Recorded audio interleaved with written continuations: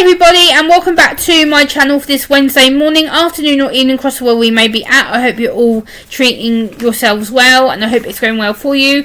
Today I've got an article from ITVX, ITV News, and it's called "TV has been long inaccessible for disabled people," says adolescence writer Jack Thorne. The latest data shows disabled people make up 9.7% of the off-screen workforce compared to the national workforce average, which is currently 20%. While disability representation on screen in the TV and film industry is improving, barriers for disabled people working behind the camera still remains. Jack Thorne, who is a multi-award-winning screenwriter, has spent years using his platform to improve access for those working behind the scenes. Thorne, who has a chromosome condition and diagnosed with autism as an adult, is part of the TV Access Project, an industry-wide initiative aiming to make sets and production more accessible and inclusive. At the National Film and Television School in Beaconsfield, a new purpose-built accommodation and study block is under construction. Designed to be fully accessible, it will enable disabled students to live and study on campus for the first time ever. The facility is intended to remove some of the fundamental barriers to entering the industry. While the accessible accommodation and learning spaces built from the onset, students will be able to train in studios designed to their needs. Sorry guys, you can hear the thunder. We've got a thunderstorm. With disability, you actually get to change the space, and the extraordinary thing is happening. They are prepared to change. Disabled people can't work in spaces that are inaccessible, and TV's got on by being far too inaccessible for too long. Thorne said when the TV Access Project was first set up, there was only one accessible toilet in the UK for location filming.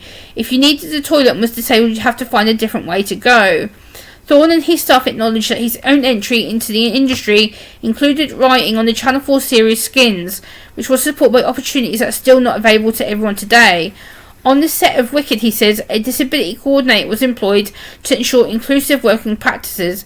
In television, the BAFTA-winning series Code of Silence, starring deaf actor Rose Ayling-Ellis, has been widely praised and promoted for putting disabled talent and cast at the centre of storytelling. So that's the article in a snapshot. But as a autistic neurodiverse woman, I think it's important to talk about disability inclusion and having true disabled staff on screen and behind the camera. I think we are doing a lot better than what we used to be doing. There is soaps like Emmerdale, Casualty, Hollyoaks, and a few others that I can name who have disabled people in their production and in their TV series. I think we've got a lot better with includes to disability inclusion access, but TV studios and sets are still far inaccessible for disabled people.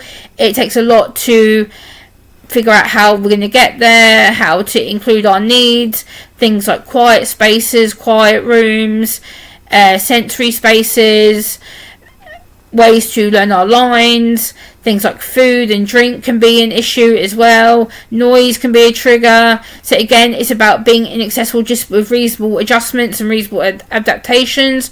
I think we are overall getting better in that as a nation, as a community, as a people. But again, we are still far behind from what we should be. And like Jack Thorne says, TV and production and film industry and movie industry has gotten away with being too inaccessible for far too long.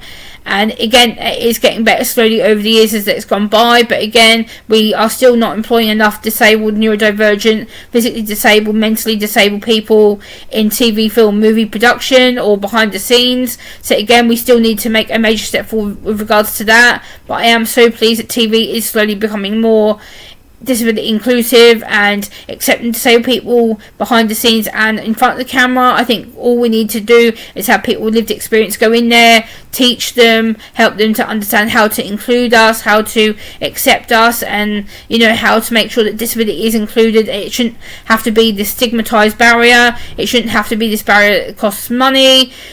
It shouldn't have to be a case of, oh well, you're going to be off sick, or you're not going to be you're not going to work enough, you're going to need time off. And it should be just about the smallest of changes. It should be about understanding people being humans. It should be about the fact that we are worthy of working, that we want to work. A lot of disabled people want to work. I think the trouble is we're not given time of day or prove ourselves enough, and I think that's a shame, because a lot of TV, movie, film productions could really benefit from having autistic and people with disabilities and hidden disabilities on their sets. I think if we open that discussion up and help TV, movie, film production crews understand what it's like to take someone with a disability, I think their world will be more opened up, there'd be more understanding, they'd be more happy with the fact that we'd be more than loyal to prove ourselves, and we'd be the most loyal workforce that they can get hold of. I think the TV, movie and broadcasting industry would really benefit from having people like me around, because we are the best ones to talk to.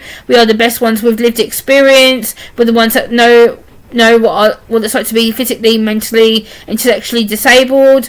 My disability is called invisible because people can't see it on the outside, because autism is up here. It's about the fact that I can't get certain things out of my head, but it is physical because I use STEM, I have anxiety issues, I have depressive issues. So again, my disability can be seen physically as well. But let me know your comments down below in the comment section, and I would love to hear from you. Bye!